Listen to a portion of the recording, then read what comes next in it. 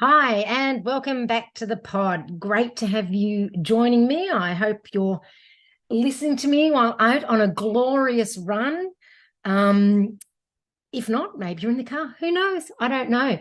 You know what? It'd be great if you could take a selfie or whatever a selfie of yourself listening to the pod and tag me on Insta or Facebook. I would love to see what you get up to when you're listening to the podcast. Anyway, it's been busy for me.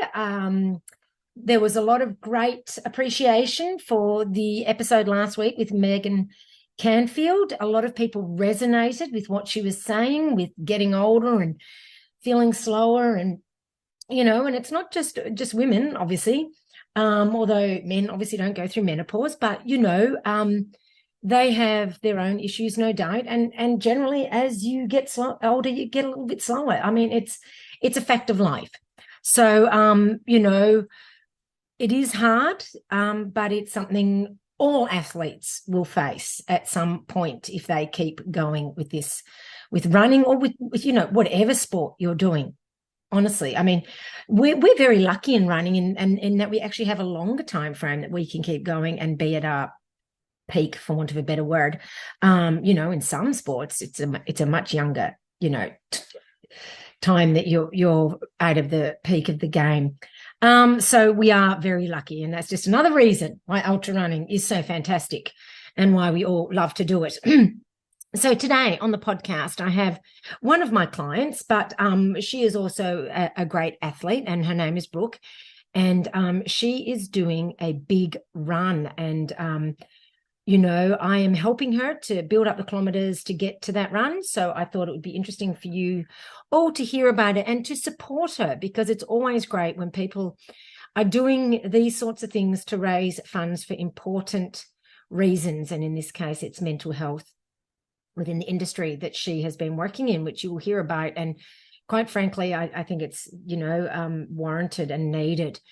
Also thought I would let you know, for the female listeners out there, and for the men, because, I'm sure some female runners.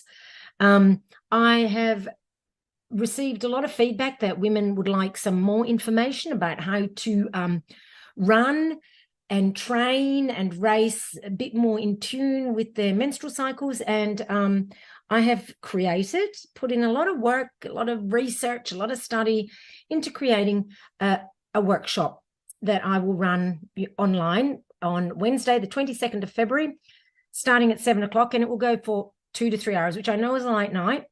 But I don't want to be contained by a time. It might be 2 hours, but it might be 3. I want to be able to have a good question and answer time at the end. That's what I'm allowing extra time for. So, like I said, I've done a lot of research, a lot of work in this to make sure that I'm giving you really good, really valid, research-backed information, and only $45. Okay. But you've got to register before the 5th of Feb. After that, the price goes up to $55. So the early bird price is $45. So go to the website and to find out more and to register. And I really think this will be an extremely helpful workshop for women, for learning how to properly get in tune with their cycle, rather than training and not understanding why some days feel like crap, and other, really knowing what you should be doing and eating and those sorts of things in tune with your cycle. I am also now working on one for perimenopause and menopause. That's quite a bit more research and work. So bear with me. I'm working on that one, and that will be next. So like I said, I'm just hopefully creating things that you guys are asking for. Well, that's what it seemed to me. So yeah, go to the website, get on board, register now at a cheaper price. Don't leave it too late. Also, what else has been happening?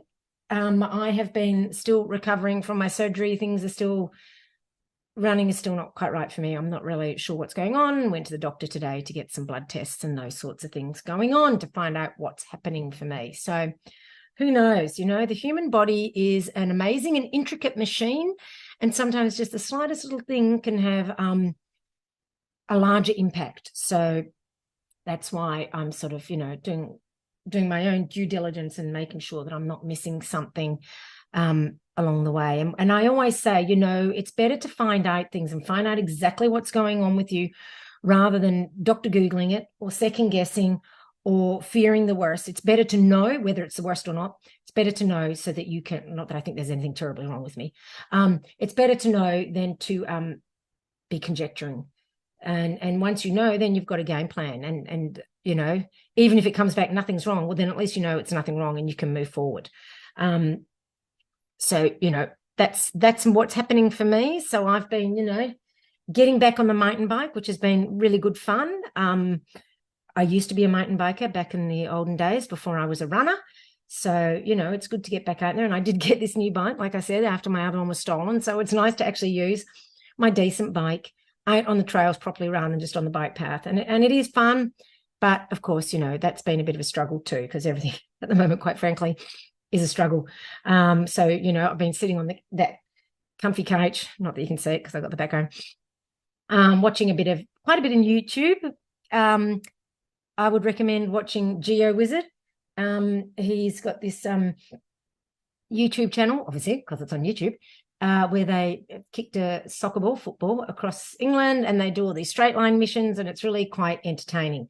And Ron and I have been loving watching that. Now, coming up, Ron and I will be sweeping at hut to hut. So look out for us there. We'll be doing the night section, so you might not see us. And seeing as we're sweeping, you're probably hoping you won't see us. So I won't take offence. Anyway, if you do see us, say hi. All righty. Well, I hope you enjoy this chat with Brooke. I certainly did. She's a lovely girl with a heart of gold and a great cause. So please, please, please support her. I'll put the links to everything in the show notes and, get on board. Anyway, enjoy the rest of your run, enjoy the podcast, and speak to you next week. Bye. Hi, Brooke. How is it going? Yeah, good. Thank you. It's awesome. That's great. Welcome to the Peak Endurance podcast. Now, people may not have heard of you, but they will soon, later this year. Can you just give yourself a little bit of an introduction and what sort of running you've done? So I'm Brooke. I'm 26 years old from Western Australia, Perth. Running that I've done is very limited. The most I've ever run is 36 Ks. But yeah, I'm a truck driver, FIFO worker, which is fly in, fly out worker. And yeah, soon to be like a big marathon runner. You are indeed. Now, for those people who, I know you said FIFO is fly in, fly out. Can you sort of explain what that means, what sort of a lifestyle that is? Yeah, so fly in, fly out is either some people work week on, week off. So you go away for work for a week and then you come home for a week. Some people like myself, we do 2 weeks stints at a time, come home for 1 week or 3 weeks as well. So we live on camp and then we go to work working 12-hour days. Sometimes it is pretty harsh conditions as well. And it can become very isolating up there too. And where is this?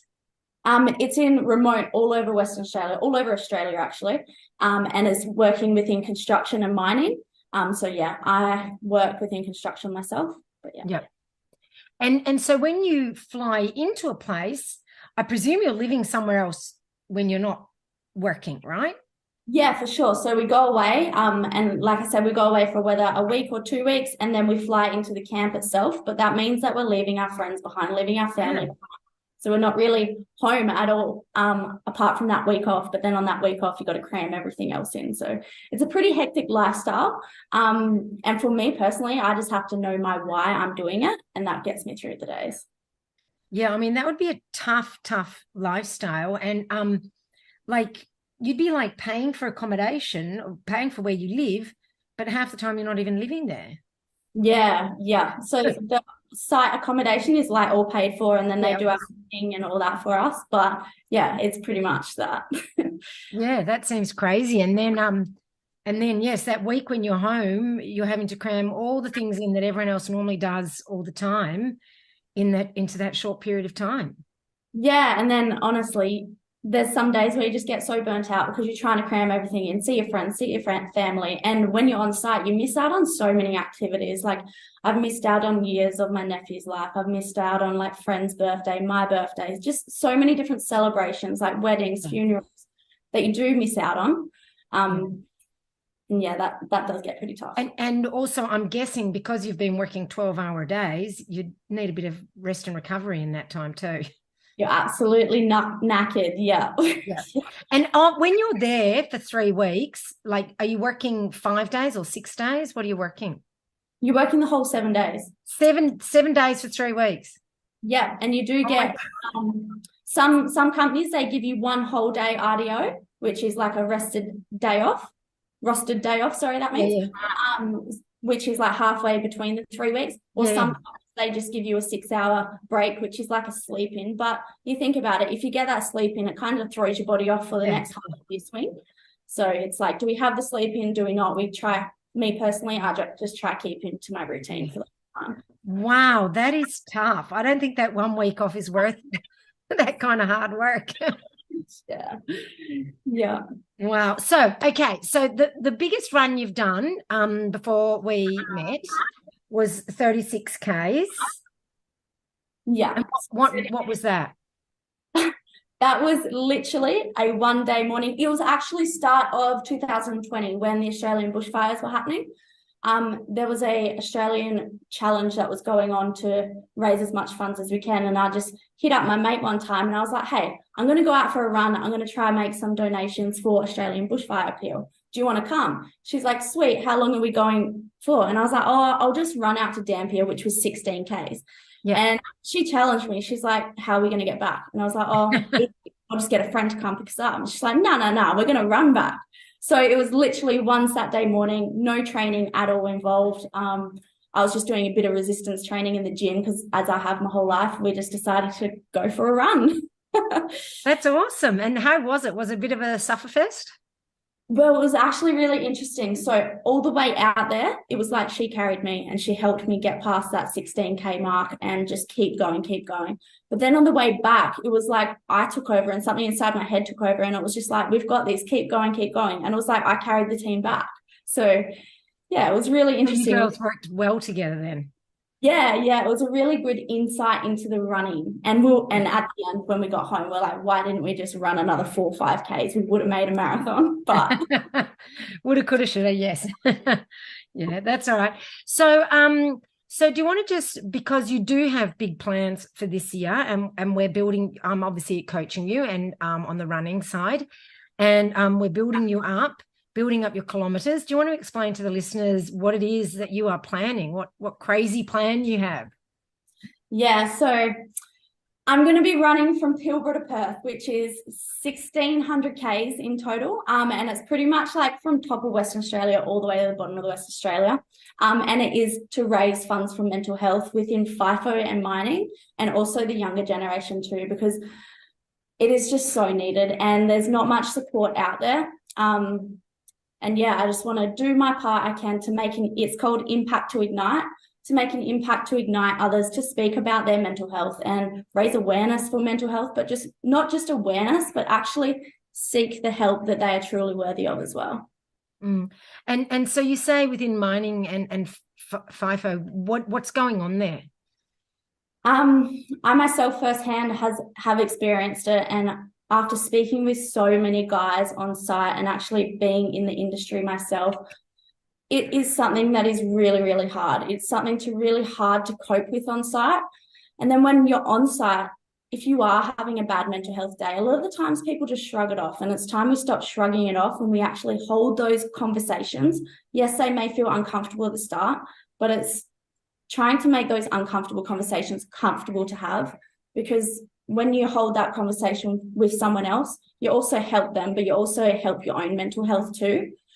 So yeah, like I said before, being alone on site, it is really isolating. You miss your friends, you miss your family. People with children on site, they're away from their children for a few weeks at a time. It can become really isolating. And not only that, it's everyday challenges that we face in life. So whether you're maybe going through a relationship breakup or your kids aren't doing well, or just other family issues that may be coming into play when you're on site, you're not around your loved ones to help cope with that. So that's where it becomes super isolating. And we see a lot of people's mental health suffering and a lot of people developing depression, anxiety, withdrawn, because they don't have the tools and resources and they don't have someone there who is willing to listen.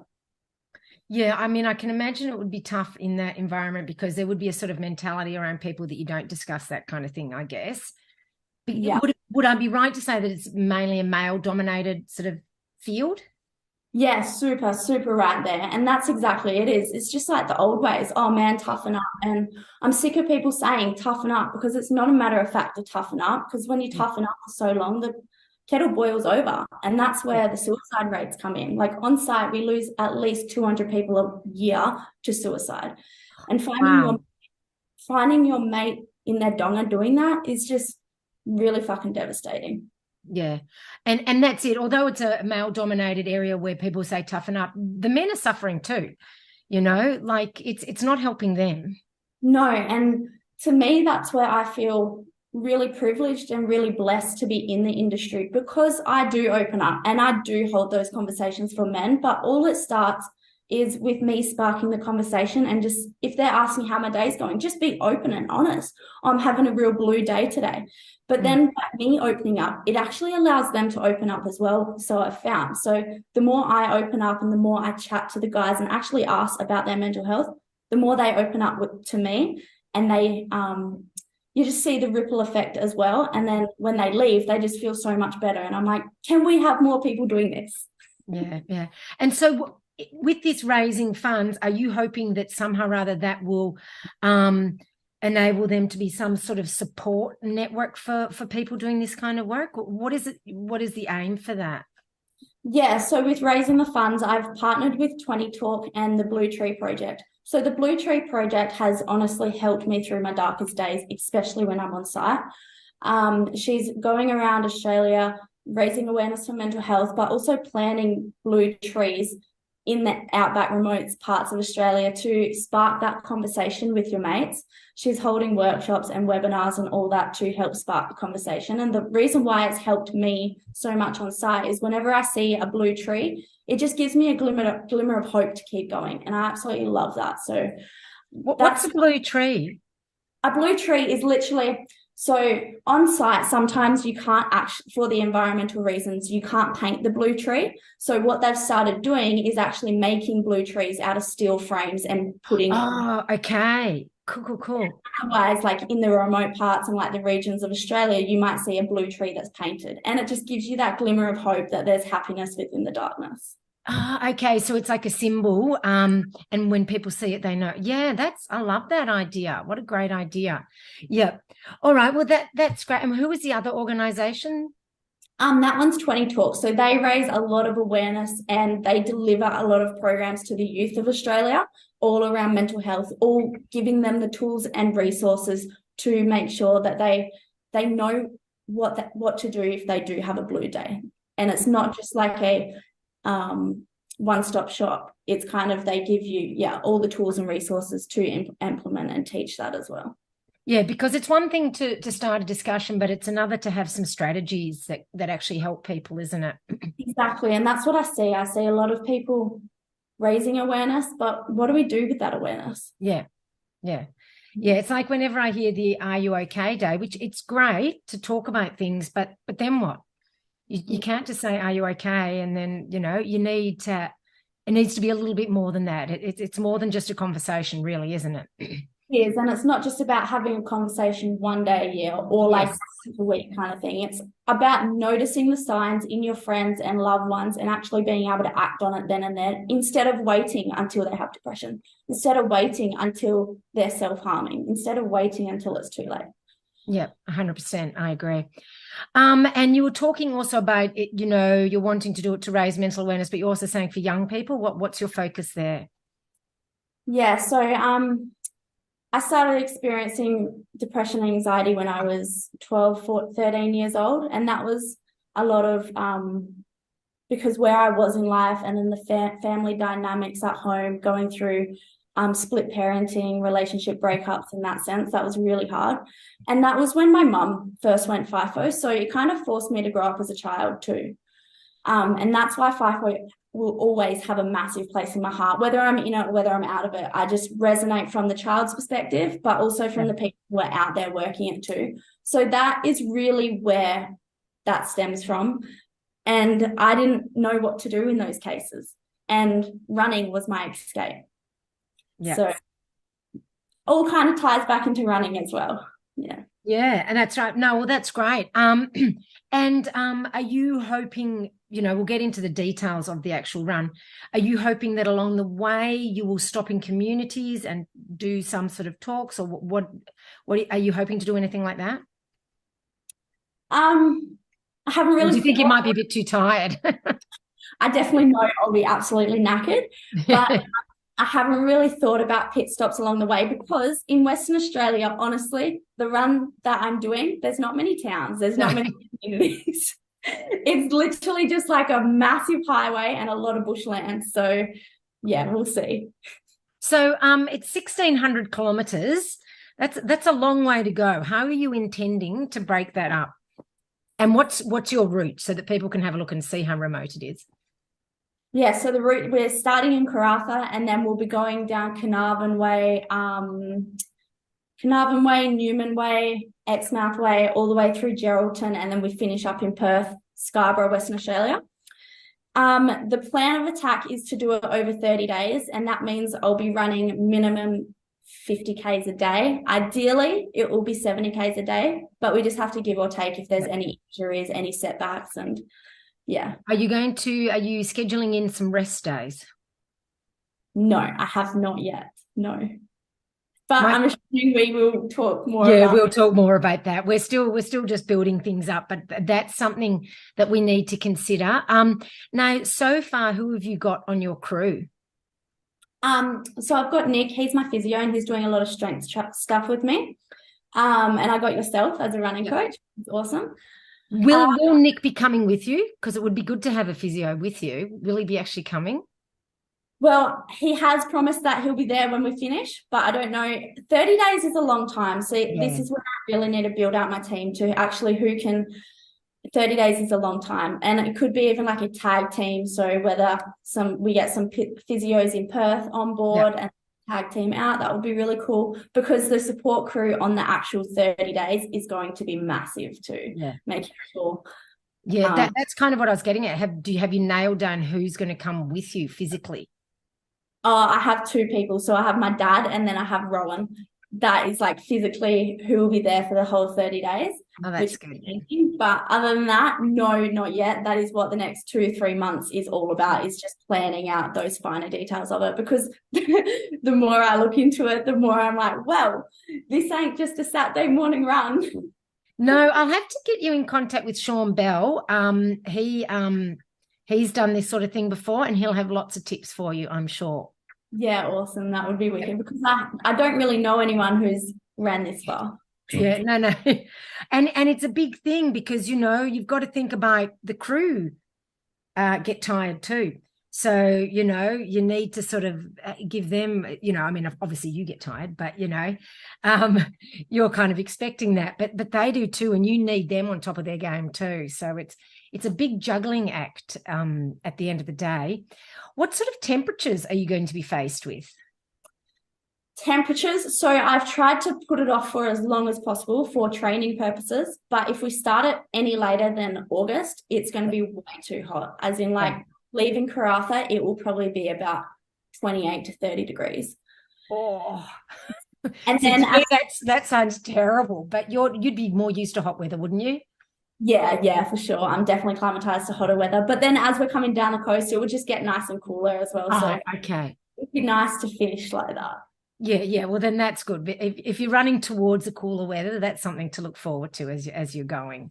Yeah. So, what's your plan if you perhaps start to get some niggles or something like that? Do you have any?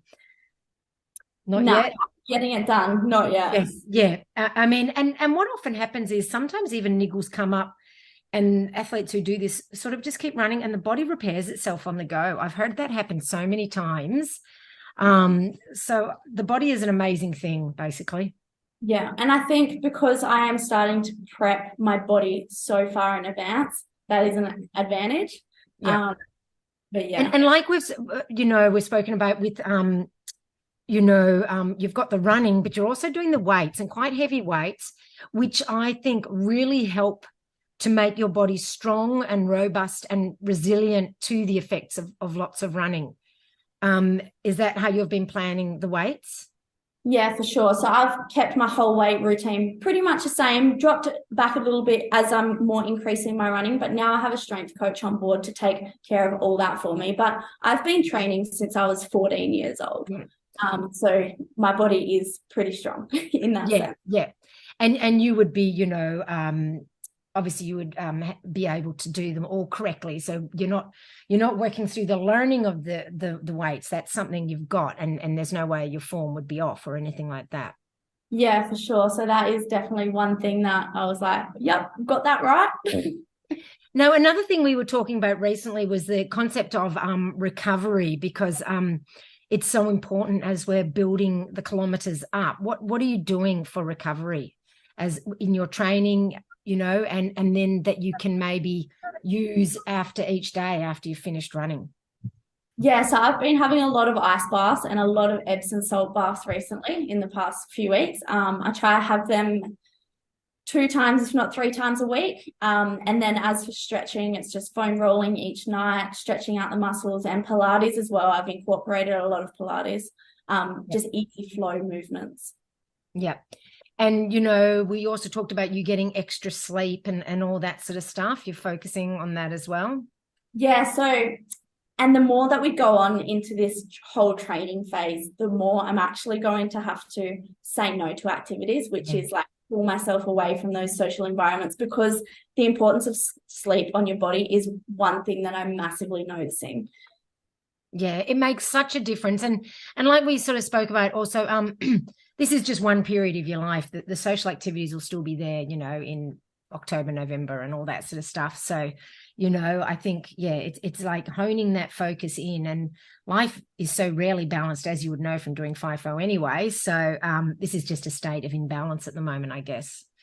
Yeah, and those who love me, those who know me, know that when I've set my mind to something, there's like no coming back from it. So they've just got to accept this phase in my life. It is what it is. And if they're there to support me, that's awesome. But otherwise, yeah, they know my mindset. I'm gone. and at the end of the day, the focus and the goal for you is an altruistic one. It's not like you're being selfish and just focusing on yourself. It's you're doing something for a purpose to help others. So exactly. That's what, whenever I'm running, that's exactly what I keep thinking about. The moments that I want to give up, the moments that I'm just like, oh, we'll just shave off a K for the day.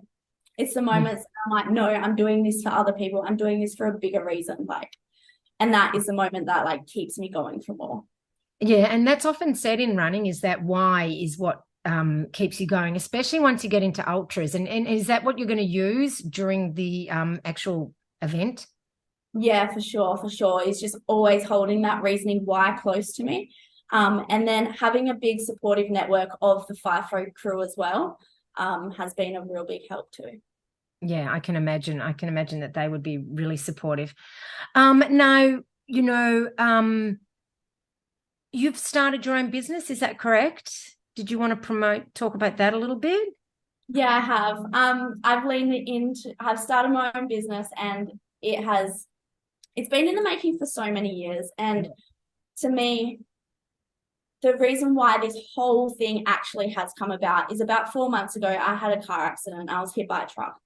And that just set something off inside of me, that life's too short to be living. Like, what fucking impact do you want to leave in this world? And I've wanted to do this run for many, many years, but I've never done it, for the fear of failure, for the fear of other people's judgments, for the fear of not having the supportive network. But that's why I want to do this run. And another thing that I've been working on for years, but never actually actioned, was my online coaching business as well. So I've really launched that. And that is all about giving the tools and resources to learn to love yourself wholly in your body. And it's mainly targeted at teenagers and the younger in 20s Australian females. So we've recently just launched 2 programs, one called Girl Power Up and another one called Mindset for Females, because it ties back into that FIFO life. It is hard working out there, but you need to have the tools and the resources to make it a success for you. And also being female in a male-dominated environment, you're faced with so many more challenges as is. So what's the name of your business so people can have a look? It's just Brooke 𝙢𝙤𝙨𝙨. And yeah, a lot more detail is on there, and it's brookeemmarose.com. You can find heaps more on there. Yep. All right. I'll put the link in the show notes for people who maybe aren't running and not able to write that down or forget it. I know what it's like when you're running, you think, oh, I want to do that. And then you go on to the next thing. So I'll put all the links for that in the show notes. Also, so that's great. And I mean, I'm sure you with this run, you're being really inspirational to many females as well, because, this is not an easy task, this run. No, it definitely isn't an easy task. And the reason why I absolutely love working with yourself is because you know a bit more about my background with my eating disorders and how my periods, and that is one thing that I really want to keep while I'm challenging myself and my body for this run as well. And it's one thing that you do really well is you take all that into consideration as a female, like keeping our whole body healthy. Yes. So it's very easy for women and girls, athletes and non-athletes, to get into that trap of losing weight and wanting to look a certain way, and then their bodies aren't healthy and can't really sustain themselves properly, and that can lead to many problems. And yeah, that's something we certainly don't want a runner to happen to. No, definitely not. And it's the importance of food. Like sometimes you get scared of food and eating, and it's just like, no, food is good for us, so eat more. Yes. When you're doing big runs like this, or any kind of running too. Yeah. And just in food is not the enemy, food is nourishment, and we've got to remember that's the way it is. And I mean, once you lose your period, then that means there's something not right with the body. It's not, I know some women sort of go, oh, thank God, but it's actually not a good thing, is it? No, it's not. And it's like the female is such a powerful body, and it's completely different than male. So therefore, one, we need to train it differently. And two, you need to learn to love it for everything that it can do for us, instead of hating on it and restricting it, how I spent years doing. So yeah, exactly. And a healthy female is a strong female, and that's what we want, lots of strong females out there. It's what I'm all about. Yeah, exactly. Now, if people want to donate to this amazing cause that you've got and to support you on your run, where would they go to do that? You can find a lot more information on my Instagram and on my TikTok as well. So my Instagram handle is just brookeemma.rose. My TikTok is unapologetically Brooke, and I've got a lot of links in my bio where you can read up a lot more about the run, and you can also donate for that run as well.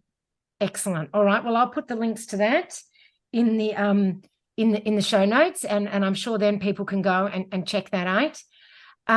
Well, was there anything else, anything I missed that you might want to let the listeners know about? I think we've covered off quite a lot, but yeah, I'm just super excited. And the more training that I'm doing, the more that I'm realizing it's a lot of physical work, yes, but it's how we've got to train our mind as well. And I share a lot of that all over my socials. So yeah. Yeah, no, definitely. I mean, ultra running is, as they say, 90% mental and the rest is in your head. So, it is very much a mental game, especially when you're doing so much every day, because the body's going to hurt. So it's going to be your mind that's going to get you through it.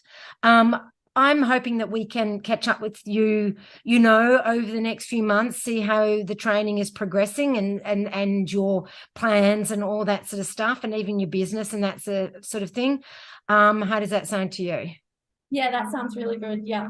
Excellent. And then I hope once you're out there on the run, we can perhaps catch up with you, depending on your Wi-Fi and phone network, limitations. So I don't know what it'd be like out there. We'll definitely be having like a video crew on board to market it all and just keep putting it out there and keep people posted. So that's one thing that I'm starting to do more, is monthly updates on my social media. So I've got people wanting to follow along for that as well. Excellent. All right. Well, thank you so much for coming on the podcast, and we'll have a chat with you again in a couple of months and see where you're at with everything. Thanks so much. It's been awesome chatting about it. All right. Thank you.